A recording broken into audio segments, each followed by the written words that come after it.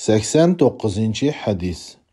Peygamberimiz sallallahu aleyhi ve sellem mundaq degan: Ya g'ulam, sammillah ve kul biyaminik ve kul mimma yalik.